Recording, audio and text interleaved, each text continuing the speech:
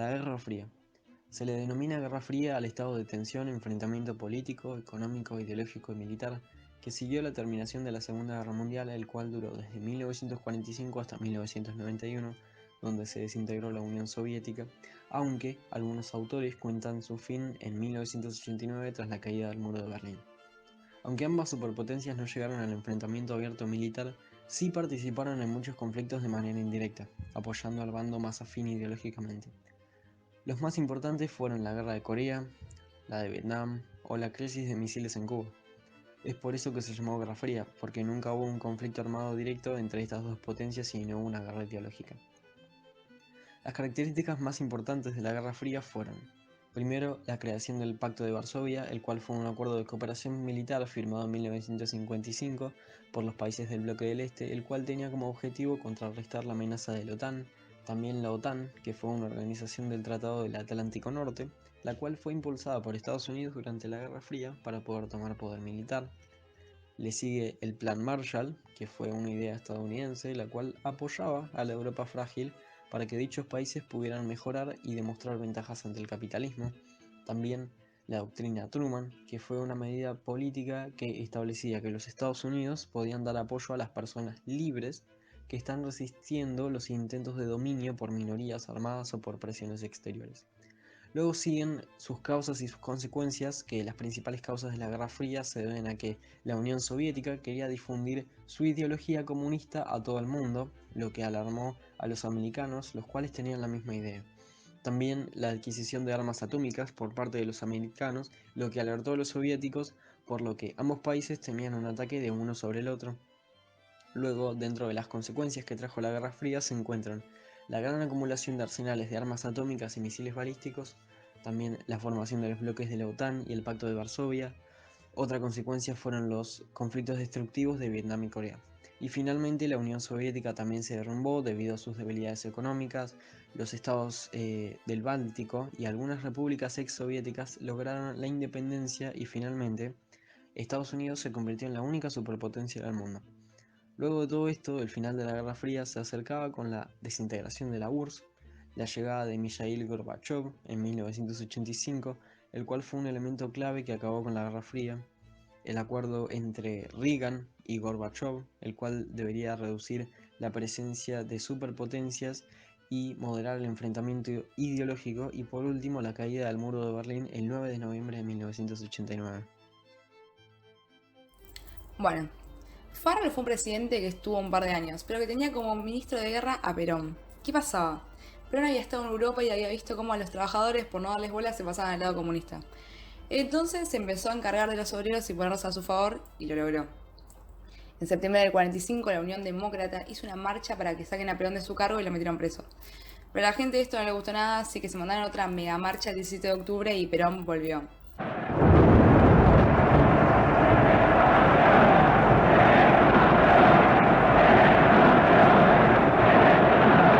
Con el Partido Laborista les pasó el trapo a todos en las elecciones con más del 50% de los votos.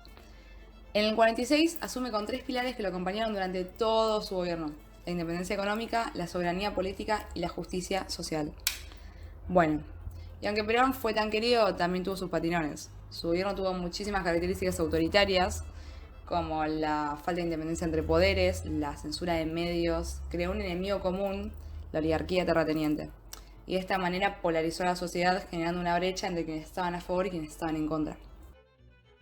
Al amigo todo, al enemigo ni justicia.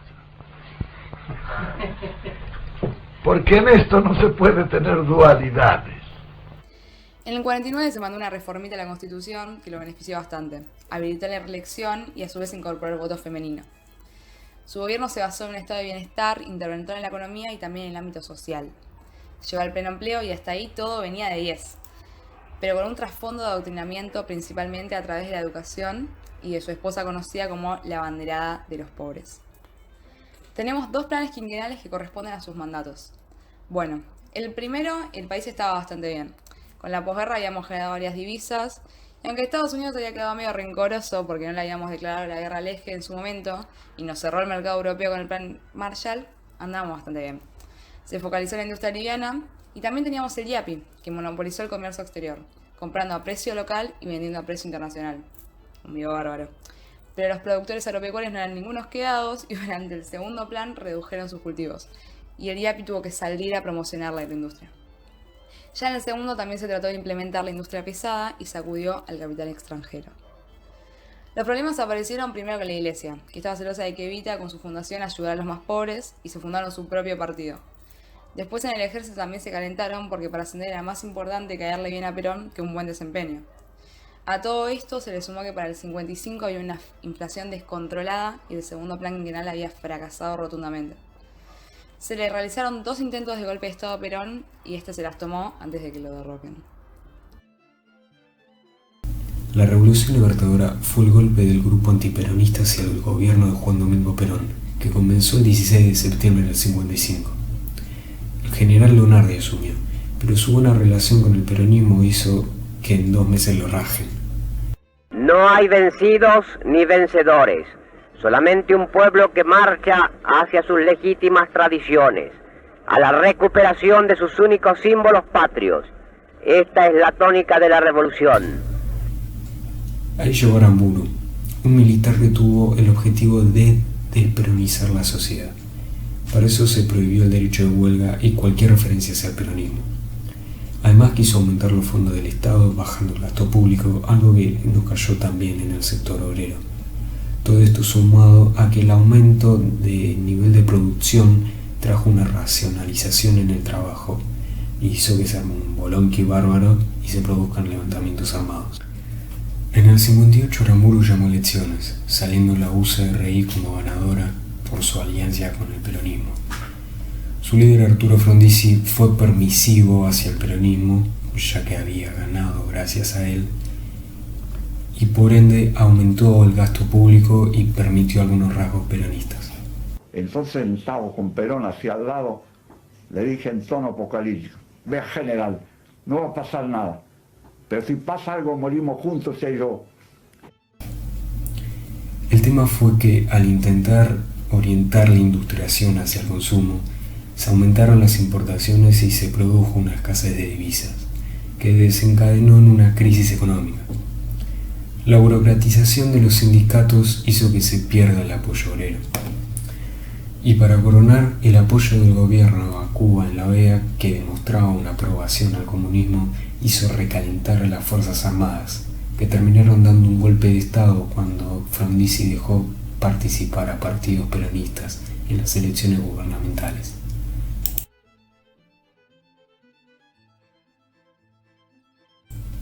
Guido estuvo un tiempo en su reemplazo, en donde prohibió propaganda peronista e hizo intervenciones federales. Pero luego en las elecciones salió victorioso Ilia, que tuvo todas en contra. Minoría en Cámara de Diputados, diferencias con el ejército y con el peronismo. Pero este, sin embargo, hizo crecer el mercado interno, las exportaciones, el índice de empleo, implementó una retribución del ingreso y bajó un poco la deuda externa. Es que la esencia de la democracia no queda debidamente expresada por estructuras meramente jurídicas o por líricas afirmaciones de dignidad humana o de igualdad de los hombres ante la ley. Sin embargo, sus diferencias con laboratorios, con la industria, la CGT, por algunas medidas tomadas y además que los medios lo trataban de lento e ineficaz, produjeron un golpe de Estado. Desde los años 30, Cuba estaba comandada por Batista, un tipo muy amigo de los yanquis, y que mediante un golpe de Estado tomó el gobierno en 1952. Como en todas las películas, siempre hay un grupo de héroes que no tardan en aparecer, y aquí no iba a ser menos. Con Fidel Castro a la cabeza, un grupo de jóvenes creó una vanguardia para derrocar a Batista, ya que no permitían la falta de la democracia y la influencia de los norteamericanos en su isla.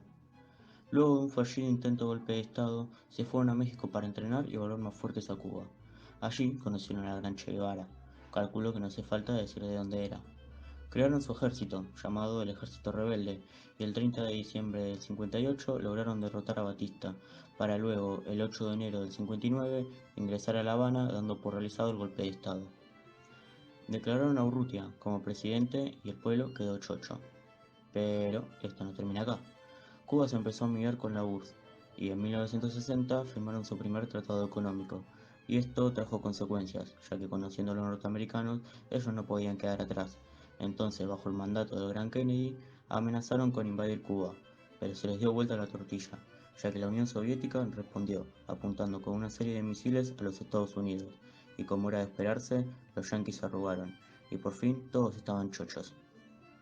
Pero esto no termina acá, y van a entender por qué. Mediante la segunda declaración de La Habana, dictada por Castro en el 62, se incitó a los pibes de toda América a hacer la revolución, y algunos tomaron la idea, como en Argentina los famosos montoneros, o en Nicaragua el Frente Sindicalista de la Liberación Nacional, que fue el único movimiento que triunfó. Ante esta idea de promulgar las revoluciones, en Estados Unidos no quedaron muy contentos, y por eso implementaron medidas económicas, como la Alianza para el Progreso, y medidas ideológicas, como la doctrina de la seguridad nacional, para que los cubanos no puedan seguir dispersando sus ideas por toda América. El primer capo en llevar a cabo la revolución de Guatemala fue Arévalo, quien gobernó desde el 45 hasta el 51. Días antes de asumir se sancionó una constitución. Se suprimió la ley de los vagos, que permitía a los terratenientes tener mano de obra gratuita para trabajar en sus tierras. Se instituyó el sufragio universal, se fijó la inviolabilidad a la propiedad privada, se buscó reducir el gran analfabetismo y muchas otras medidas. Ahora entiendo por qué le dicen revolución, se hicieron pocos cambios por suerte, ¿no? El segundo capo en seguir la revolución fue Arbenz, que siguió el modelo de nuestro amigo Arévalo, pero amigándose más con la izquierda. Siguiendo con los cambios, creó la Confederación General de Trabajadores de Guatemala, organizando a los trabajadores. Entre las medidas más importantes destaca la reforma agraria de 1952, que buscaba incrementar la producción distribuyendo tierras no cultivadas entre los campesinos. Y todos quedaron conformes.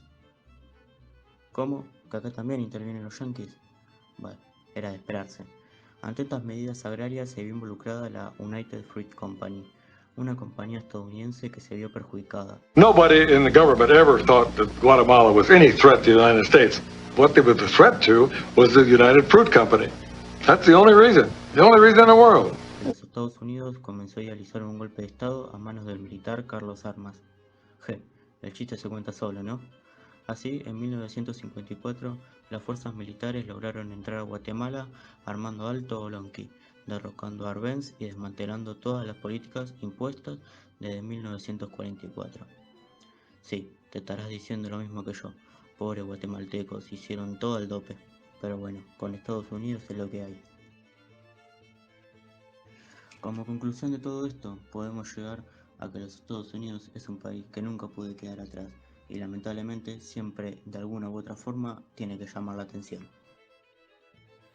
En el 45 se crearon el Banco Mundial y el FMI, y para los 50 comenzaron los años dorados de la economía. Básicamente fueron años de desarrollo que se les empezó a prestar atención a las condiciones de vida de la gente.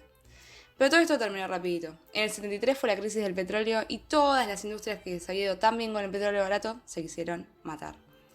Increíblemente en esta época era muy fácil encontrar trabajo y coincide con la llegada del estado de bienestar con bases en una economía mixta y seguridad social. Pero, ¿qué es esto de seguridad social?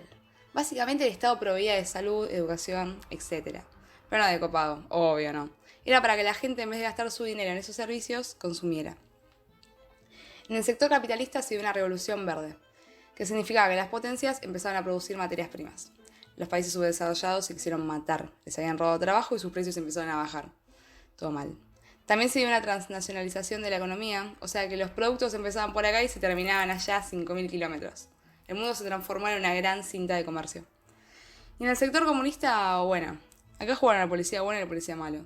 Khrushchev, copado, quería abastecer a la población y dejar de lado la industria militar. Para esto arregló la coexistencia pacífica de la Guerra Fría. Tampoco fue nada del otro mundo igual. Logró que se abastecieran de lo más básico nomás. Y después vino Brezhnev, que volvió a la economía de guerra con el rebrote de la Guerra Fría. Y como Estados Unidos había lanzado el plan Marshall, la URSS también tenía que hacer algo. Así creó la Comecon, que básicamente eran planes de ayuda económica a los países que eran parte de su bando.